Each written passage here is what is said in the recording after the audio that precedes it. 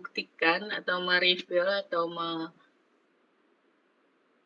membuka hal yang nggak bisa dibohongin. Misalkan gini, apa benar si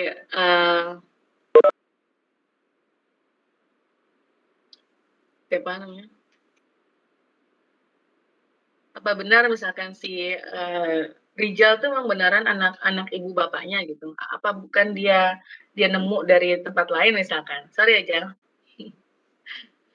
Atau misalkan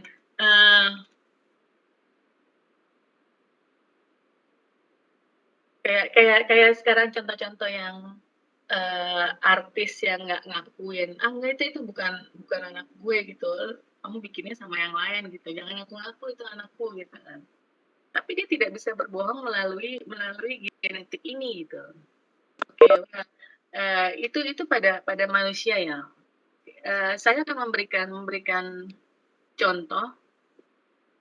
Ini salah satu penerapan genetik yang pernah dilakukan oleh kakak kelas kalian. Tapi nanti setelah ini kita akan membuka lagi satu ilmu baru yang lebih menarik dari genetik ini.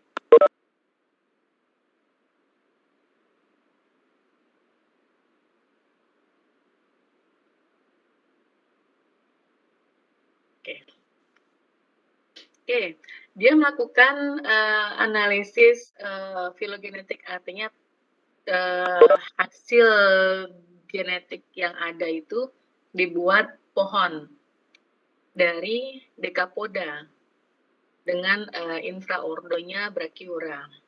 Decapoda, masih ingat? Apa Decapoda? Podos dan Deka. Deka berapa? 10 apa 8? 10, Bu. Apa? 10, Bu. Kayaknya ada teman kalian namanya Deka kan? Deko. Oh, Deko. Oh, salah ya. Oh, udah berubah ya. Saya pikir udah berubah jadi O ya. Oke, sorry Deko. Bu, Tabu maksudnya, Bu. Apa? Tabu. Oke. Berapa Deka? 10. 10, Bu. Oke, berarti hewan berkaki 10. Intraordernya adalah Brachyura. Pada karang mati. Jadi selama ini kalau kita pikir karang mati itu sesuatu yang useless atau sesuatu yang nggak berguna, ternyata belum pasti nih, belum tahu nih apakah memang dia nggak bisa ditempatin sama makhluk hidup sama sekali. Karang matinya ini dari spesies Poecilopora. Dia mengambil karang matinya di daerah Lombok. Kakak kelas kalian, Kak Phoebe, sekarang di Lokatuna, di lab genetiknya Lokatuna, Ika 3.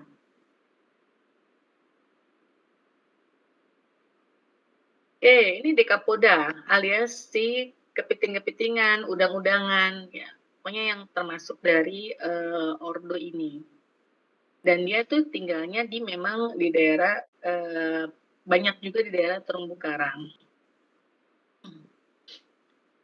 Nah, dari hasil penelitian sebelumnya, tidak dengan genetik, ada penelitian dari Pleasants, dia menemukan 86% Decapoda itu dikoleksi di daerah Samudra Pasifik Tengah pada individu yang ada di dalam individu Poecilopora.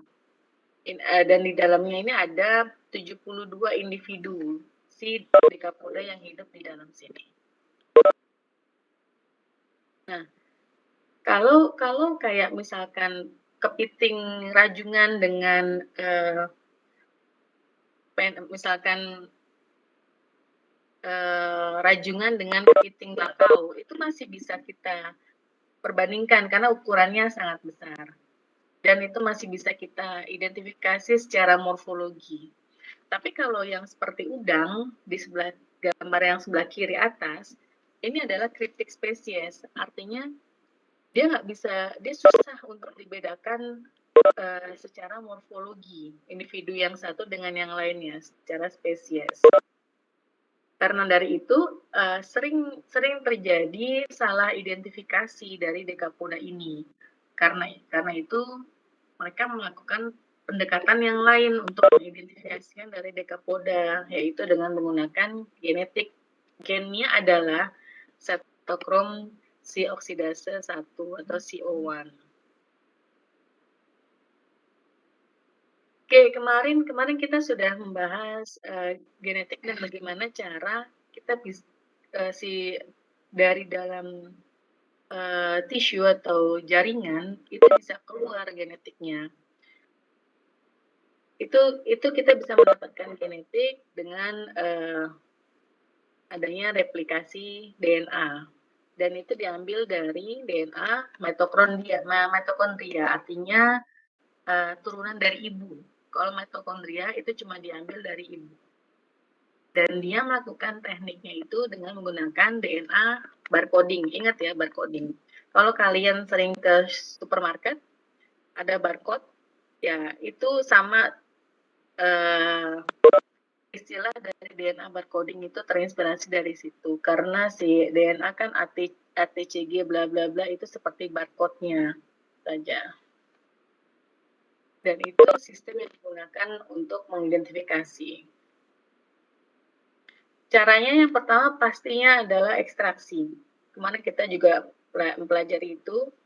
Jadi dipisahin dulu si DNA-nya biar dia keluar, dimurnikan dulu, biar hanya ada DNA-nya aja di situ. Jadi dengan cara lisis atau dihancurkan bahan-bahan yang lain, kemudian dipisahkan bahan-bahan yang lain tersebut, kemudian didapatkan DNA murni. Proses selanjutnya adalah PCR atau polymerase chain reaction. Ini menjadi artis untuk sekarang ini kan, PCR ini. Oke, apa proses yang ada di dalam PCR? Itu adalah denaturasi, annealing, dan extensi. Denaturasi kemarin penempelan dari enzim juga primer, annealing itu pembagian dua, ekstensi pemanjangan, dan kemudian ada lagi penggandaan lagi. Yang digunakan dalam PCR itu ada pastinya DNA-nya yang dari hasil ekstraksi, terus ada kemarin primer, ada DNTP, dan juga enzimnya DNA polymerase. Dia akan membantu sebagai penggunting istilahnya antara si yang kita inginkan hanya CO1 misalkan. Kita itu akan yang membatasi adalah primer, kemudian akan membantu itu adalah enzimnya. Selanjutnya dilakukanlah elektroforesis. Jadi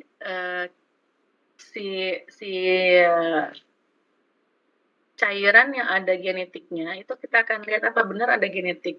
Nah, ini kita akan melihat si cairan tersebut akan berjalan dan itu akan menghasilkan warna atau memancarkan pewarnaan. Dan terakhir dia akan membuat satu pohon filogenetik. Dan pohon ini menggambarkan adanya hubungan antar organisme. Misalkan kita dapat rajungan sama udang gitu. Apakah memang si dua ini nih ada hubungan antara udang sama si rajungan? Kalau ada, itu akan terlihat di dalam pohon filogenetiknya. Ini contoh hasil dari elektroforesis. Ini ada bolongan-bolongan, titik-titik ini.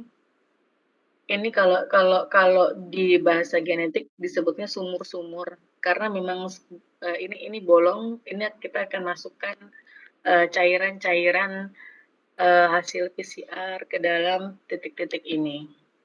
Kemudian dia akan berjalan menuju ke kutub yang satunya. Lalu apabila ada DNA-nya, maka dia akan berpendar warna merah seperti ini. Ini jelas ada dan bagus DNA-nya. Tapi kalau dia seperti ini artinya kita sebutnya smear. Ini kemungkinan DNA-nya sedikit atau bahkan jelek hasilnya.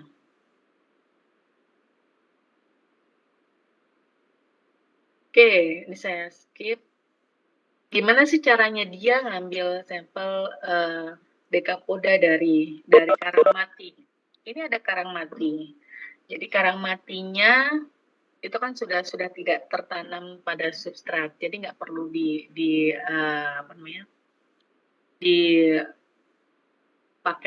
linggis atau apa untuk mengambilnya. Jadi si karang matinya ini biar si hewannya nggak keluar dari dia, langsung kita bungkus dengan kantong plastik di dalamnya itu langsung dibungkus, kemudian di-cut baik-baik, dibawa ke atas. Ini dengan menggunakan scuba pasti turun ke bawah, ambil ini ditutup, terus dibawa ke atas. Kemudian ini ditaruh di dalam ember. Dalam ember kan sudah masih ada airnya, dikasih aerasi. Kenapa? Biar nggak mati isinya. Dan pasti si hewan-hewan yang ada di sini, kalau yang keluar itu masih ada di dalam ember gitu. Jadi nggak kemana-mana. Kemudian gimana untuk dapetin yang di dalamnya? Ini semua dihancurkan dan diambil dan disaring gitu. Tapi harus hati-hati karena biar nggak pecah. Nah, diambillah satu-satu.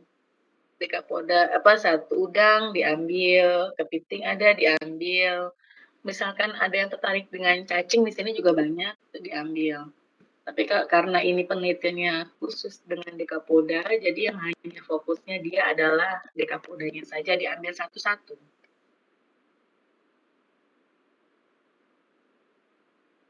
Oke, apa sih ekstraksi? Pakai apa saja? Ini caranya dia melakukan ekstraksi. Ekstraksi si jaringan tadi diambil sangat sedikit dengan menggunakan pinset. Jadi kalau kita bermain dengan genetik itu harus sangat bersih, rapi, dan hati-hati. Karena dia akan gampang tercemar dari luar kalau kita misalkan agak reckless. Jadi si sampel tersebut kita ambil pakai sebelumnya si pinset ini kita kita bersihkan, kita sterilisasi dengan dibakar, dicelupkan etanol kemudian dibakar, terus seperti itu. Itu adalah proses sterilisasi dari pinsetnya. Setiap mengambil hewan yang berbeda, si pinset wajib disterilisasi berkali-kali. Kemudian sampelnya diambil untuk yang semua sih sebenarnya. Diambil pada bagian kaki renang. Tahu kan ya beda kaki renang dan kaki jalan? Karyopod dan pleopod. Oke, kaki renang keempat itu sebesar 2 mm. Kemudian diletakkan di dalam microtube, tube yang kecil. Di dalamnya sudah terisi larutan Kilex. Kemudian dilisis atau disentrifuge, di vortex, dihancurkan, kemudian dipisahkan. Lalu dilakukanlah PCR. Gimana cara teknik PCR?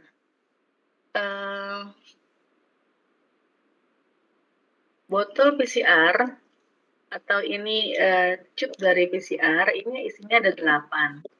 Yang satu kita pakai sebagai larutan standar, kita nggak isi apa-apa gitu. Karena ini sebagai pembanding. Kalau misalkan ini hasilnya ketika di elektroforesis larutan yang nggak ada DNA-nya dia berpendar, berarti sampel kita bermasalah. Berarti dia ada pencemar. Kan kita nggak ngisi DNA apa-apa, nggak ngisi apa-apa di dalam sini. Sedangkan yang lainnya kita isi DNA yang sudah kita ekstraksi sebelumnya. Ini larutan yang digunakan, ada buffer, ada apa itu, apa namanya, larutan standar semuanya pakai kappa, terus ada primer dan juga sampel. Kappa ini sudah berisi, kayaknya kappa itu sudah berisi enzim. Ini saya skip, ini karena ini teknik sekali. Denaturasi, annealing, ekstensi. Ini berkali-kali. Sehingga menghasilkan jutaan DNA. Kemudian dilakukanlah elektroforesis. Tadi hasil elektroforesis ada seperti di gambar itu tadi. Ini alat dari elektroforesis. Kalau dia menggunakan yang membuat berpendar itu adalah ini, ethidium bromide. Ini sangat hati-hati karena kalau kita menghirup ethidium bromide ini bisa menyebabkan kanker. Ethidium bromide. Jadi ketika membuat, ini kita bikin tempat dari sampelnya untuk elektroforesis itu sama kayak bikin agar sebenarnya. Jadi pakai agar, bubuk agar kita campur dengan ethidium bromide, terus campur dengan buffer, lalu diaduk-aduk, masukkan ke dalam microwave, dipanaskan. Sama kayak bikin agar. Lalu masukkan ke dalam cetakan. Cetakannya dikasih seperti sisir. Jadi ketika selesai, sisirnya kan ada bolong-bolongnya. Kemudian dianalisis pakai software Mega namanya. Ini hasil kelihatan dari apa namanya, DNA-nya, AGCT lalala segala macam. Ini hasilnya. Kalau memang dia sama dari atas sampai bawah, ini ada bintang. Ini saya yakin ini dipotong bawahnya ini nggak ada bintang. Bawahnya pasti ada yang berbeda. Tapi kalau dia sama sampai bawah, ini ada bintang di atasnya.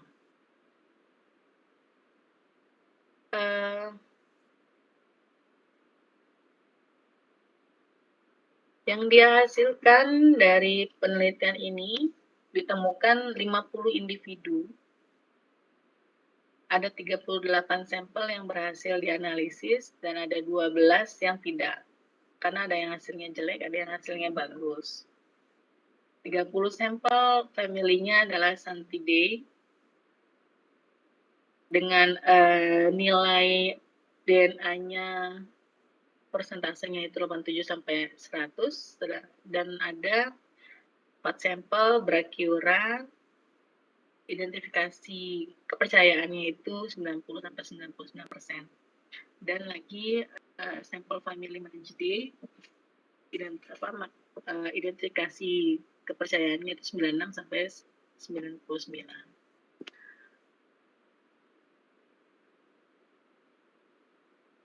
Oke. Ini hasil pohon filogenetik yang dihasilkan. Ini kesamaannya. Jadi Santidae, ada Santidae dengan berapa Santidae ternyata dia ada berbeda. Ini ada didapatkan ada 15 clade kelompok. Jadi ini ada Santidae yang berbeda. Jadi bukan keluarganya yang sama dari Santidae yang atas. Dan ternyata ada Santidae. Oh enggak deh, enggak gabung nih. Saya pikir ini gabung. Ini clade yang berbeda. Ada yang Santide dia sendirian, dia berbeda dengan Santide yang lain. Ini hasilnya. Oke. Ini tidak perlu saya. Ini adalah penggunaan untuk barcoding. Jadi kita melihat satu spesies itu barcode genetiknya apa yang didapatkan.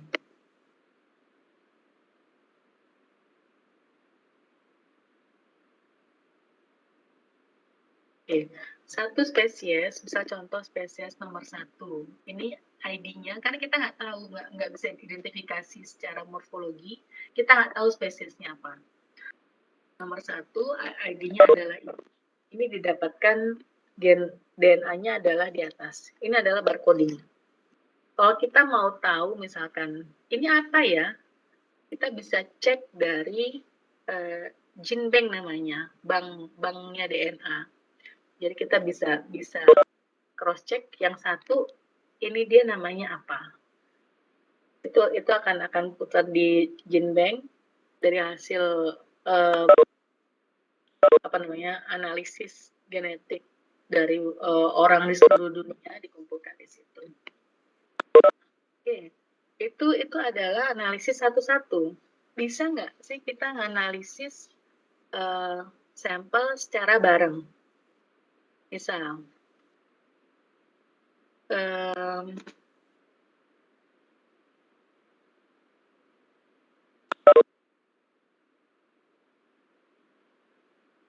oke, saya akan lihatkan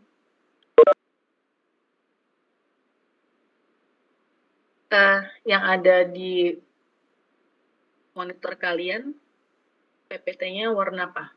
Putih. Oke. Putih, Bu. Bu. Oke, thank you. Ini adalah PPT-nya dari Mbak Dita Cahyani. Dia adalah sekarang dia di Mero, tapi dia dulu founder dari Bionesia. Dia lulusan dari California. Baru lulus tahun kemarin PhD-nya dari California. Dia tadi sih saya nanya sama dia, punya nggak slide tentang genetik? Karena ini menarik, jadi saya akan memberikan. Ini dia memberikan kuliah ini untuk mahasiswa pasca sarjananya IPB. Oke, ini saya akan membagi sedikit dengan kalian. Jadi kalau dia dengan judulnya adalah Next Generation Sequencing, jadi tahap selanjutnya ketika kita sudah elektroforesis, kita dapat pendaran warna merah. Bagus, tahapan selanjutnya adalah sequence untuk menghasilkan barcoding tadi dari DNA tadi, ATCG, segala macam. Sequence itu ada sejarahnya. Yang untuk menggunakan barcoding itu adalah sequence yang lama, itu namanya adalah Sanger sequencing. Itu mendeterminasi sequence dari DNA. Ini hasilnya seperti yang nomor 3. Ini seperti ada gunung dan lembah. Jadi warna dari gunung ini mewakili satu jenis kode DNA. Apakah ketika dia warna kuning, ini adalah kodenya untuk G, guanin. Kalau hijau itu adalah adenin. Kalau biru adalah sitosin. Ini tadi ATCG yang sama. Nah, modernnya ini adalah NGS atau Next Generation Sequencing. Kalau tadi itu dimasukkan satu-satu, keluar hasilnya satu-satu. Kalau ini bisa masif atau bisa banyak NGS ini. Kalau Sanger ini satu-satu, hasilnya satu. Kalau si NGS ini bisa banyak.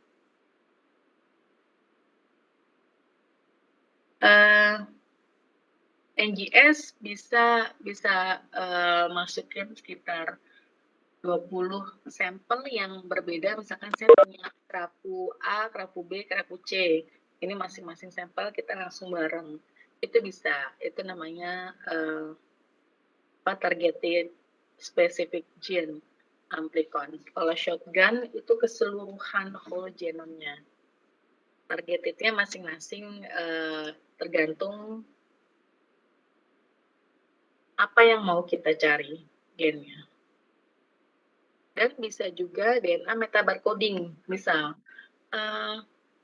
saya pengen tahu, misalkan kita nemu ada dugong mati terdampar, atau paus mati terdampar.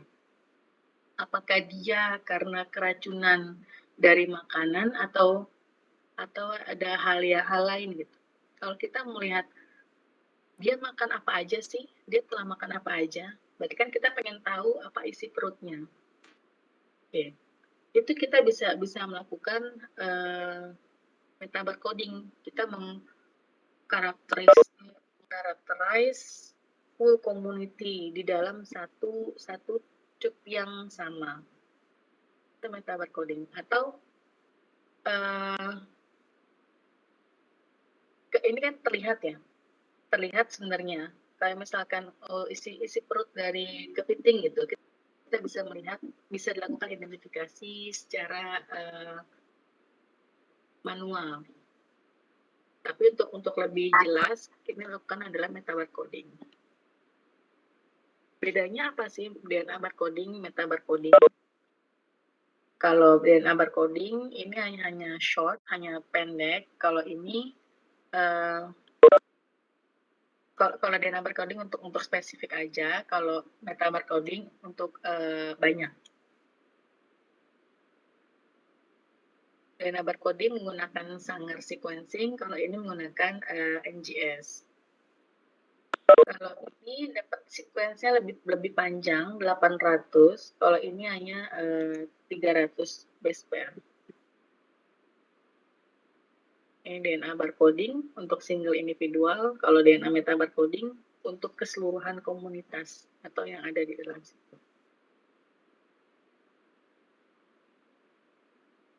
Oke, DNA barcoding, kalau tadi saya bilang isi perut, itu kita sebutnya adalah bulk sample metabarcoding. Jadi misalkan kita punya kumpulan dari arthropoda atau hewan-hewan yang ada menempel, itu adalah bulk sample.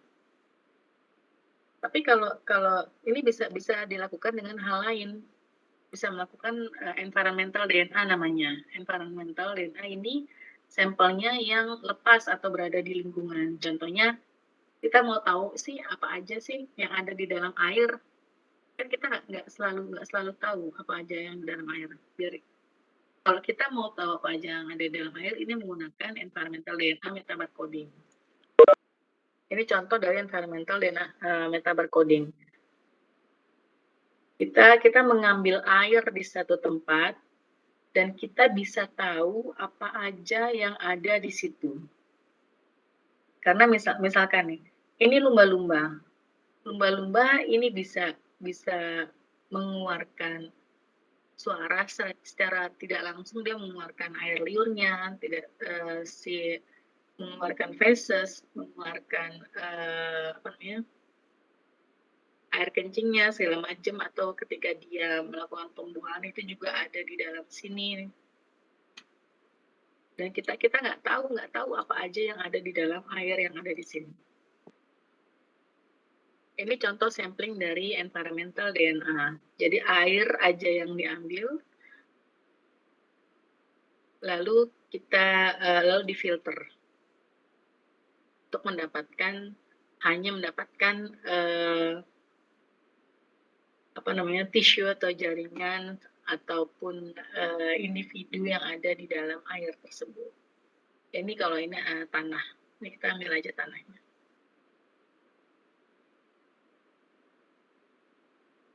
Oke, ini saya skip. saya akan melihatkan hasil environmental DNA.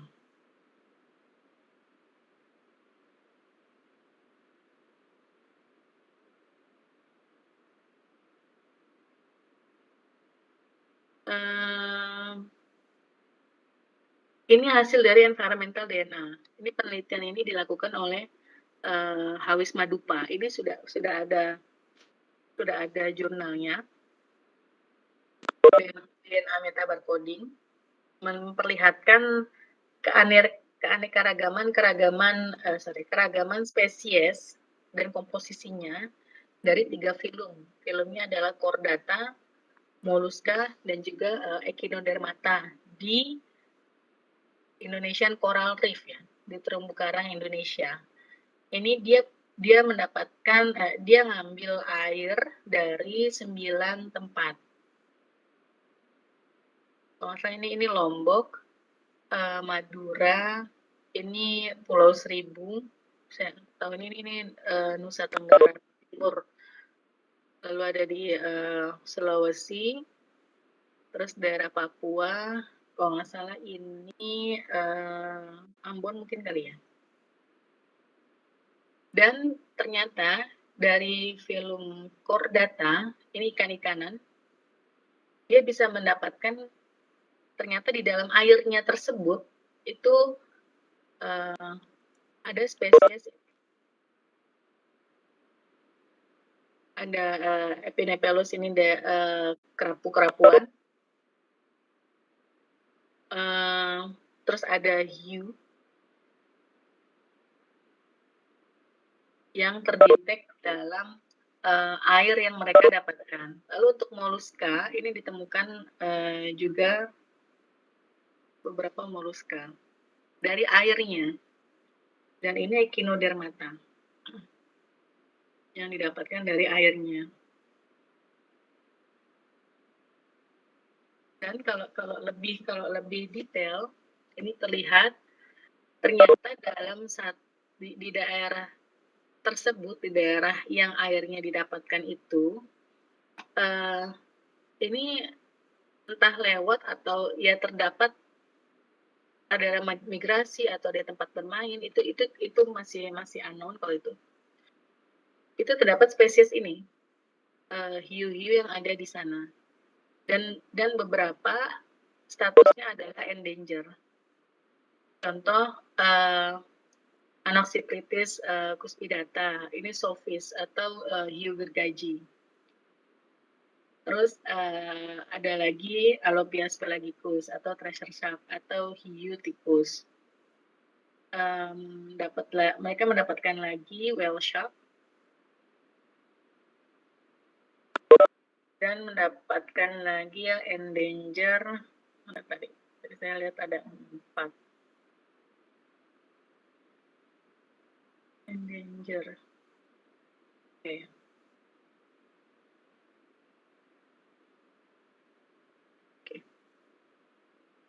Jadi ternyata di daerah yang mereka ambil airnya itu terdapat hiu-hiu ini.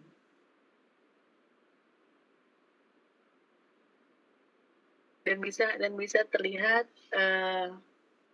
daerah mana sih yang ikannya di dalam terumbu karang tersebut ikannya banyak. Ini terlihat dari hasil yang didapatkan hasil analisis environmental DNA tersebut. Lagi contoh yang mereka gunakan waktu itu adalah arms. Jadi mereka ingin mengetahui kira-kira dalam terumbu karang itu apa duluan sih yang nempel.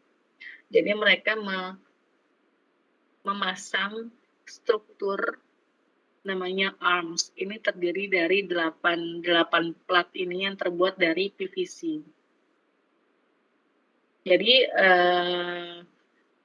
ada yang setahun sekali diambil untuk melihat apa saja isinya, dan ada yang 3 tahun sekali kalau nggak salah. Mereka naruhnya itu di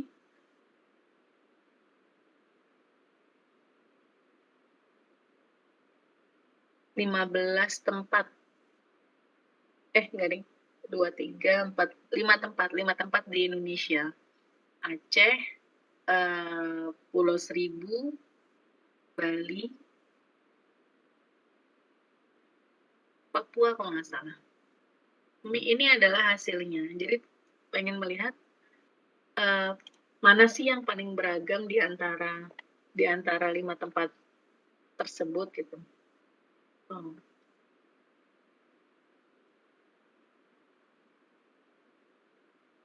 Dan ternyata dalam setahun ini sudah banyak yang nempel di dalam PVC-nya.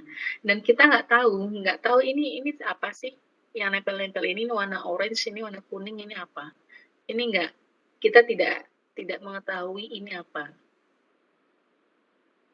Ini di atasnya begini, ketika dibaliknya di bawahnya yang nggak ada matahari begini. Yang di atas matahari ini apa aja yang nempel, yang di bawah apa aja yang nempel. Ini tidak diketahui. Nah, itu pakai teknik environmental DNA. Ternyata di atas sangat beragam. Ternyata ada echinodon, ada bahkan annelida, dan bahkan ada porifera di sana. Yang warna biru adalah porifera. Jadi yang nempel-nempel tersebut, taksa-taksa ini ada di dalam hewan ini ada di dalam yang menempel tersebut. Ini melalui teknik environmental DNA.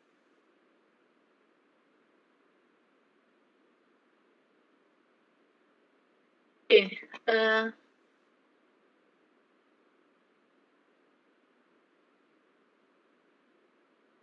mendapatkan data-data tersebut ini harus dianalisis dengan bioinformatics. Dan data yang dihasilkan bukan hanya 100-200, tapi lihat di bawah ini. Ini yang sebelah kiri, ini adalah jumlah datanya 46.159. Data dari DNA yang didapatkan untuk tadi yang AMS tadi itu. Dan pasti jumlah giganya itu sangat banyak sekali. Oke, ini adalah software yang digunakan untuk menganalisis environmental DNA. Ya, kalau tadi barcoding kita bisa menggunakan Mega, analisis Mega, tapi untuk environmental DNA ini ada beberapa software yang digunakan. Oke,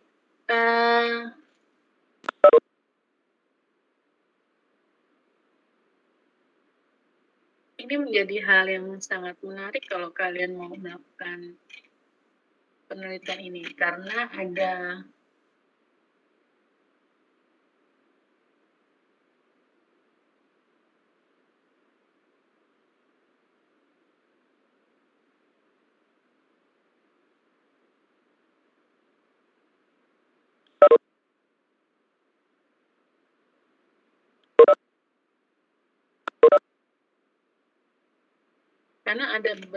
beberapa ide penelitian yang bisa digunakan untuk dengan menggunakan analisis environmental DNA. Seperti contohnya,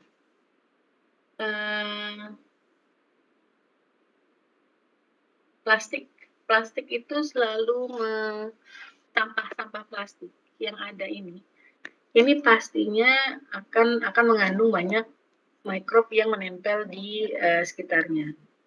Sebenarnya kalau kita pengen tahu kira-kira ini sumbernya dari mana sih? Ini bisa aja kita melakukan di scratch yang kita ambil satu sampah plastik ini, kita scratch, kita analisis environmental DNA-nya, ini akan terlihat misalkan kita coba dengan tempat lain yang pernah ada ini. Nanti akan terdetek sumber dari plastiknya ini di mana. Lalu selanjutnya adalah ini kita bisa mendeteksi adanya invasive spesies dari awal. Jadi adanya masukan spesies yang bukan asalnya ke tempat kita atau ke tempat lain. Invasive spesies itu bisa berasal dari kalau kita naik kapal, kalau kapal yang besar, itu kan pasti berlayarnya dari satu tempat ke tempat yang lebih jauh. Misal kapal pesiar dari Amerika ke Indonesia. Di dalam kapal itu untuk menyeimbangkan, dia pasti ada pengisian air di dalam lambungnya. Nah, masuknya air ke dalam lambung kapal itu kan juga include organisme-organisme yang ada di luar itu akan masuk ke dalam lambung kapal. Walaupun berbeda temperatur, organisme yang bisa survive ketika sampai ke Indonesia itu masih hidup di dalam lambung kapal, ini adalah berarti yang dia kuat. Dia bisa melewati temperatur yang berbeda dari mungkin yang tempat yang dingin ke tempat yang tropis gitu, ke tempat yang panas. Dan dia bisa survive. Ketika dia keluar masuk ke Indonesia, ini bisa saja dia pasti otomatis akan menjadi invasive spesies atau spesies asing yang masuk ke tempat kita. Dan bisa saja dia mendominasi perairan tempat dia keluar tersebut. Nah, ini bisa didetek dari kita ambil air yang ada di lambung kapal, menggunakan environmental DNA, kita detek ternyata ada spesies yang berbeda tersebut, atau invasive spesies. Itu bisa kita lakukan. Oke, environmental DNA ini baru ilmu yang belum lama. Ini masih menarik. Ini menjadi hal yang sangat menarik, pendekatan yang sangat menarik untuk dilakukan. Selain tadi yang saya sebutkan, itu juga bisa untuk keperluan konservasi. Tadi yang saya perlihatkan hasil penelitian dari Madupa et al. Tadi di daerah Coral Reef Indonesia, ternyata di dalam air yang ada di beberapa tempat tersebut ada spesies-spesies yang endanger gitu. Ini kan berarti ini perlu mendapat perhatian dari pemerintah gitu kan. Daerah tersebut harusnya menjadi daerah terlindungi atau masuk ke dalam protected area. Misalkan daerah kalian tinggal di sebutlah misalkan Buleleng atau Singaraja atau daerah Tejakula misalkan. Oh, saya tertarik nih kenapa sih di daerah sini jadi belum menjadi protected area, atau kenapa sih ini harus menjadi protected area? Apakah benar misalkan ada satu yang bicarakan di daerah Pacung Buleleng itu ada dugong. Apa benar di situ ada dugong gitu? Itu kita tinggal ambil airnya, kita analisis dengan menggunakan environmental DNA untuk membuktikan di situ memang benar ada dugong. Dan kalau memang ada, harusnya daerah tersebut dilindungi gitu kan.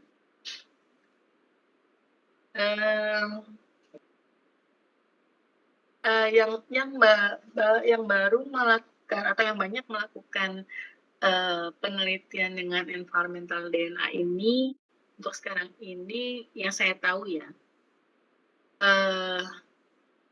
itu di IPB, dan kalau di Bali itu ada yang saya sebutkan tadi, Bionesia, dan sepertinya saya nggak tahu apakah Mero itu sudah mulai karena ada Mbak Dita di sana.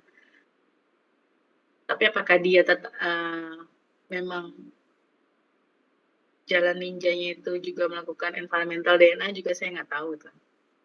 Tapi kalau Bionesia setahu saya iya, tapi dan juga lab oceanogennya yang tadinya lupa, dan anak-anak IPB juga sudah banyak melakukan ini. Dan tidak menutup kemungkinan misalkan dari kalian ada tertarik untuk penelitian dengan menggunakan environmental DNA, saya yakin 100% Dita tersebut akan dengan senang hati mau membantu untuk menjadi konsultasi ataupun Bionesia mau menjadi tempat untuk melakukan penelitian tersebut. Kalau kalian, sayang sekali saya tidak bisa membantu untuk membimbing secara khusus untuk sekarang ini. Oke, sepertinya bahan saya sudah selesai. Ada pertanyaan?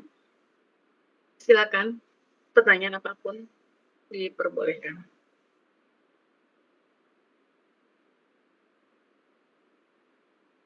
Halo? Izin bertanya, Bu. Boleh. Siapa Rafena? Iya, Bu.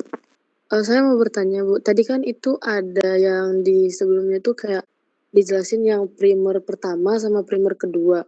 Kalau nggak salah LHO sama LCO sama HCO. Nah, dan itu kayak dimasukinnya tuh kayak barengan cuma beda-beda dikit doang menitnya kan, Bu.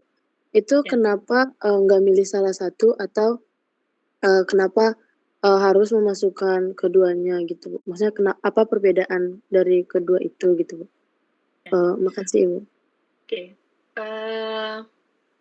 Kuliah sebelumnya sudah saya kasih lihat. Jadi primer memang ada dua. Ada yang dia mendeteknya forward dari depan ke belakang. Jadi mendetek dari misalkan kalau whole genome itu ada titik CO1 namanya. Jadi di daerah sini sama sini. Misalkan. Jadi kalau forward dia akan mendetek dari awal sampai ke akhir.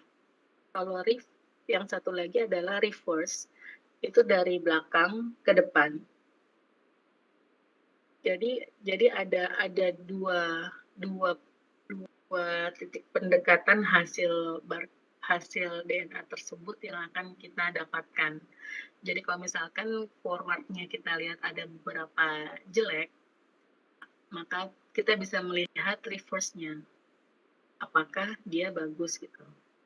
Jadi ketika kita masukkan ke tadi program Mega, kita masukkan forward. Itu akan terlihat urutannya.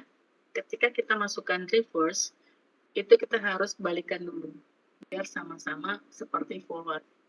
Jadi kita membandingkan mana yang bagus. Misalkan ada satu base, ini kan base pair, satu base yang nggak jelas gitu. Ini bukan A, bukan anti C, tapi dia sebutannya N. Ini N dia, tapi ketika di reverse ternyata A gitu. Oh oke. Berarti N-nya ini yang di forward ini adalah A. Jadi kita bisa melihat berdasarkan hal tersebut. Itu Ravenna. Jadi memang harus dua. Iya, Bu. Udah jelas, Bu, sekarang. Terima kasih, Bu. Ya. Ada lagi? Izin bertanya, Bu. Boleh. Sekarang Tati. Untuk environmental DNA ini kan tadi ada sampelnya itu menggunakan air laut gitu misalnya, Bu. Itu ngambilnya dia di permukaan atau di kedalaman atau bagaimana, Bu?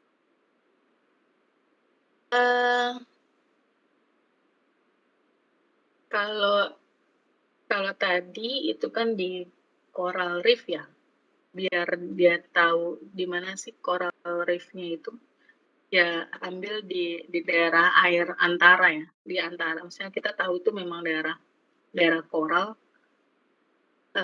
jadi di kolom airnya kita ambil. Tapi kalau kita hanya mau tahu misalkan di contoh kecilnya itu misalkan di danau misalkan. Saya pengen tahu ikan apa aja yang ada di danau ini. Itu bisa saja di permukaan gitu. Bisa tapi kan nggak di permukaan banget ya. Kita masukkan itu, kita tarik syringe-nya atau apa namanya? Apa syringe-nya? Suntikan kita ambil airnya, baru kita kita filter. Biasanya untuk biar pasti dapet, itu airnya bukan hanya satu syringe, bukan hanya satu suntikan, tapi kita bisa mengambil satu ember. Jadi ember, misalkan entah 10 liter atau 5 liter kita ambil, kemudian semua air yang ada di ember tersebut kita filter. Filternya tadi dari syringe tadi itu kita masukkan air, kita keluarkan airnya atau kita filter air tersebut. Sistem filternya itu sama seperti TSS. Jadi ada filternya di dalam. Pernah melakukan TSS? Pernah memfilter TSS kalian? Belum ya? Belum pernah, Bu. Oke, kalau filter kalau untuk memfilter TSS kita mau melihat berapa suspended solid yang ada di dalam air misalkan. Jadi suspended solidnya itu kita filter.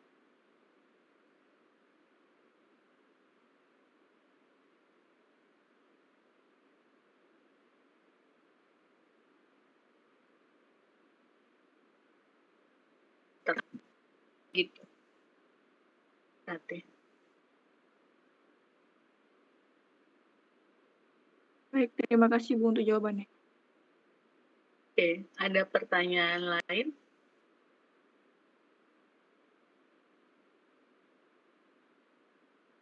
Ini hal yang menarik sebenarnya environmental DNA. Halo Ibu. Silakan. Saya mau bertanya terkait ini Bu, environmental Genetic code, kamu menggunakan password sebagai username, sebagai nama. Kenapa Bu? Ini siapa? Arvel Bu. Oke. Oh salah ini ya Bu ya? Oh ya maaf Bu. Nggak apa-apa. Iya, saya mau bertanya tentang environmental barcoding tadi Bu. Berarti environmental barcoding ini bisa dibilang kita ngelihat jejak organisme di laut gitu ya Bu ya? Yes, benar. Baik, jadi kalau misalnya ada kasus di suatu perairan itu dikabarkan tadi ada dugong. Nah, kita ngecek ada dugong apa enggaknya ini di minggu depan ya Bu. Jadi jejak di perairan ini tuh udah hilang apa belum ya Bu ya? Selama seminggu itu. Gini, kalau kamu ngomongnya dugong, dia kan kalau ke satu tempat biasanya dia akan balik lagi kalau untuk tempat makan ya. Misalkan inilah contohnya, misalkan kita taruh 2 ikan di dalam kolam misalkan. Kita taruh 2 ikan di dalam kolam, terus kemudian kita angkat. Kemudian 3 hari kemudian kita cek dan seminggu kemudian kita cek. Misalkan seminggu kemudian kita cek. Ini pernah dilakukan waktu itu ada peneliti dari Bangor University dari UK gitu kan. Terus dia mencoba dan kalau seminggu itu tidak ada masalah, tidak bisa. Tapi kalau nggak salah ya, saya ingat dia pernah bilang batasnya itu adalah 3 hari, Mas.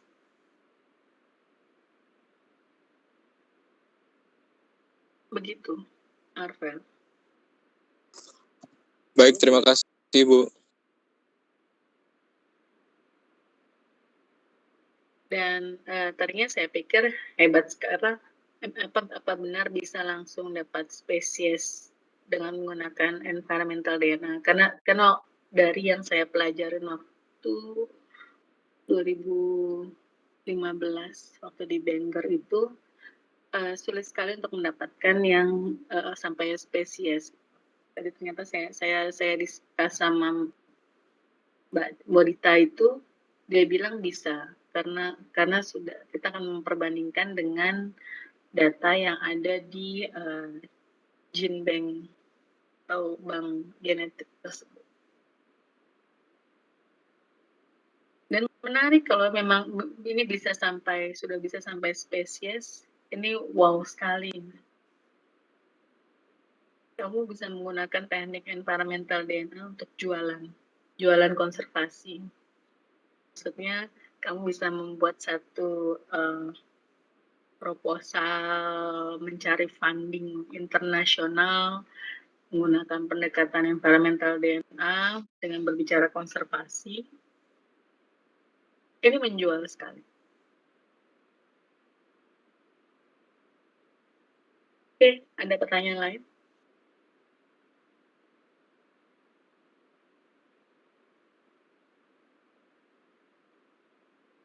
Tidak ada pertanyaan?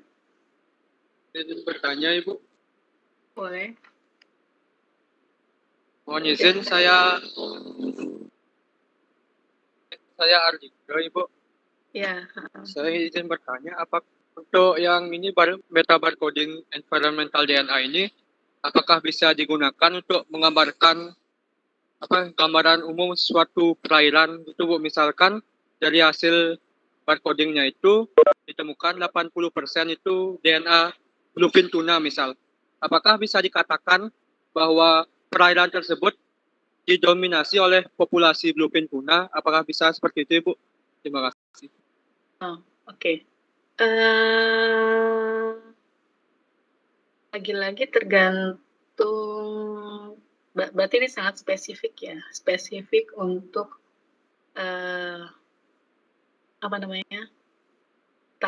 targetnya sangat spesifik gitu. Misalkan kita mau ikan gitu, kita mentargetkan target spesial itu bisa pakai MyFish tadi itu. Kalau untuk dominasi, karena kita tidak berbicara jumlah ya, maksudnya ini kan persentase, tidak abundance ya. Memang agak-agak sulit kalau kita akan berbicara tempat itu didominasi oleh itu, kecuali kita juga mengambil titik di perairan yang hampir sama, yang banyak gitu, yang mewakili banyak untuk tempat tersebut. Tapi kalau tadi kalau bilang misalkan hasilnya itu adalah banyaknya bluefin tuna, itu positively-nya kita bisa berbicara ini daerah yang bagus untuk penangkapan bluefin tuna. Karena dari hasil environmental DNA yang mungkin tadinya dia nggak terlihat sebagai daerah tempat penangkapan bluefin tuna, ternyata based on hasil yang didapatkan itu persentase bluefin tuna ada di situ. Itu kan hal yang baik bagi perikanan ya. Begitu Ardika. Baik, Ibu. Terima kasih. Baik, terima kasih, Ibu, atas jawabannya. Oke, sama-sama. Ada lagi?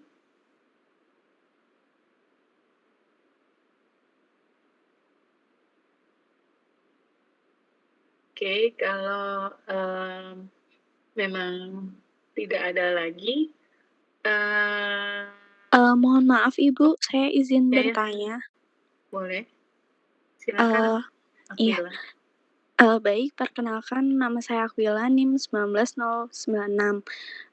Ibu, jadi tadi sempat saya cari mengenai contoh dari environmental DNA. Lalu dijelaskan bahwa salah satu contoh dari pengaplikasian environmental DNA itu bisa di pollution response. Nah, misalnya Ibu, di dalam suatu wilayah itu terdapat pencemaran misalnya akibat dari pengeboman terumbu karang. Nah, untuk pengambilan datanya itu dari terumbu karangnya atau dari air sekitar terumbu karang, Ibu? Terima kasih. Oke. Kalau pengeboman terumbu karang itu namanya perusakan ya, bukan pencemaran ya. Tapi kalau misalkan pencemaran itu misalkan adanya limbah yang dibuang. Itu caranya sebenarnya kan kita bisa mengetahui data sebelum dan sesudahnya. Jadi data sebelum ada pencemaran di wilayah tersebut, kita melakukan environmental DNA, itu terdetek ada banyak spesies yang ada di situ. Tapi ternyata ketika telah ada satu kejadian, kita cek lagi air tersebut, misalkan kejadiannya itu walaupun sudah lama ya, tapi kan kalau habitat itu kan tidak bisa recovery dengan cepat banget gitu. Kita ngambil sampel lagi ke situ, ternyata hasilnya cuma sedikit kan. Ini bisa mengindikatori daerah tersebut rusak. Baik karena kalau misalkan kita melihat, kalau Aquila bilang bom terumbu karang, ini akan terlihat ini terlihat secara jelas gitu. Kalau misalnya kita diving ternyata banyak terumbu karang yang hancur. Ini kan ada masalah yang terjadi di situ dibandingkan dengan ketika kita monitoring terumbu karang tahun sebelumnya kok masih bagus gitu. Kita datang monitoring berikutnya kok terumbu karangnya jelek. Ini itu salah satu indikator juga bisa tanpa melalui environmental DNA. Kalau untuk melalui environmental DNA kita melihat diversity yang lebih banyak yang tidak terlihat di dalam yang tersembunyi di dalamnya. Misalkan ikan tadinya banyak lalu lalang di situ gitu kan, atau entah apapun yang lewat atau ini di ekosistem tersebut. Tapi setelah ada kejadian itu kok sedikit. Nah ini kan ada hal yang rusak di dalam hal yang berubah di dalam ekosistem tersebut. Jadi ada penurunan diversity yang terjadi. Begitu Aquila.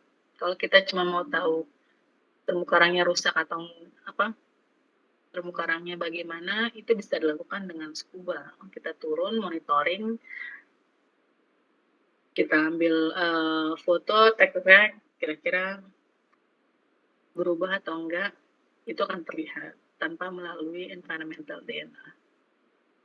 Begitu Aquila. Ibu, terima kasih. Tapi mohon maaf saya tanya lagi sebentar nih, Bu. Kalau misalnya terumbu karangnya itu seperti yang tadi Ibu katakan, kalau tentang pengeboman itu tidak perlu pakai environmental.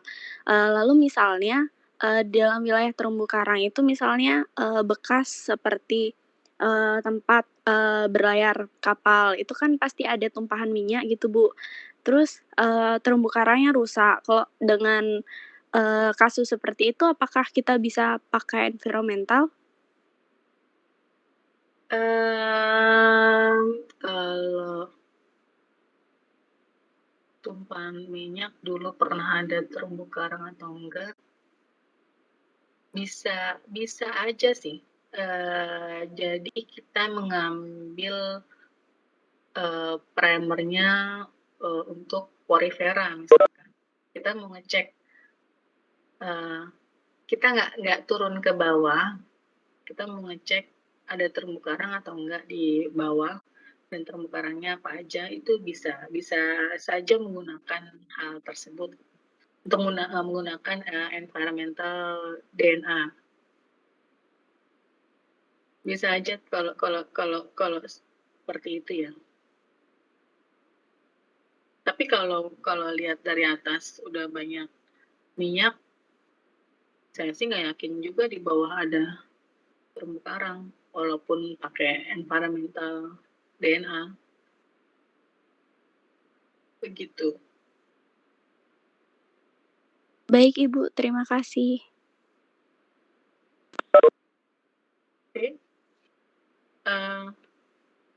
Ada lagi yang bertanya?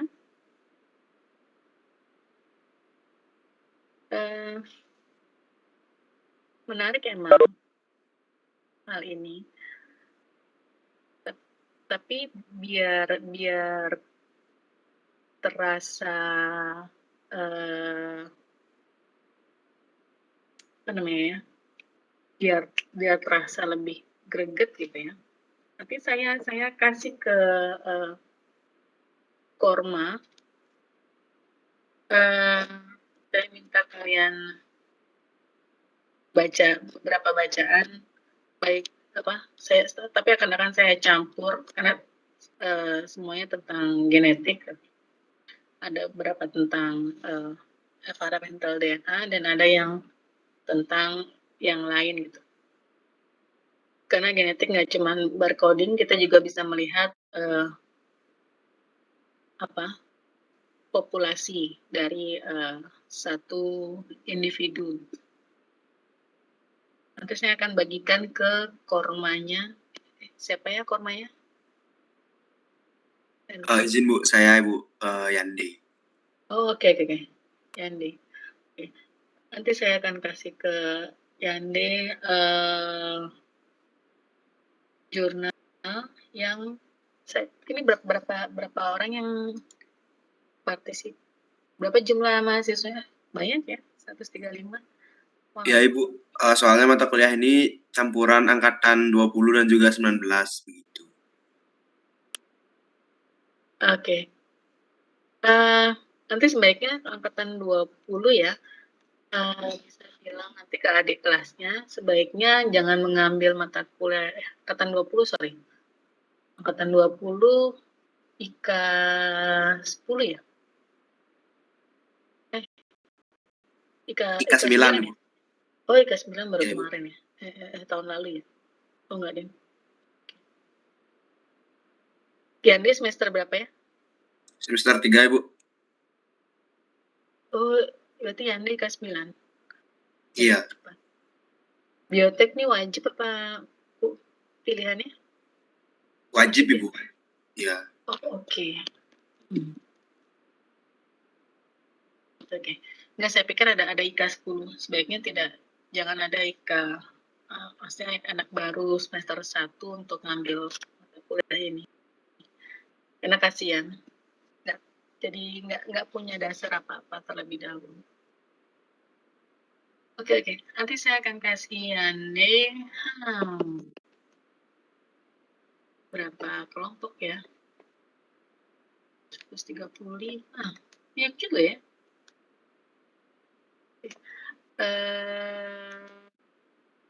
Satu kelompok 10 orang. Jadi ada yang 11, berarti 13. Enggak deh, 14 aja deh, 14. Nanti saya kasih 14. Yang sekarang 14 kelompok, 14 jurnal saya kasih ke Yandi. Jadi ada yang 9 orang, ada yang 10 orang. Ya. Ini benar 135. Kayaknya ada beberapa yang belum join. Memang berapa totalnya? Kalau dari angkatan 19 saya kurang tahu Ibu, tapi kalau dari angkatan 20 itu sekitar 94 orang. Berarti semua angkatan, semua IKA 9 ambil ini ya? Iya Ibu. Oke. Karena saya mikir kalau kalian menyebutkan angkatan 20, terus saya mikir angkatan 20 ke berapa ya? Karena dari awal kita selalu menyebutkan ini IKA 1, IKA 2 gitu. Jadi kalau di dosen agak mikir dulu IKA berapa ya? Oke, nanti saya kasih ke Yandi tugas jurnal tersebut. Itu kalian presentasikan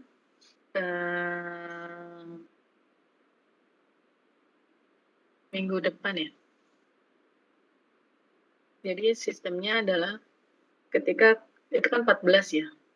Jadi ketika kelompok 1 presentasi,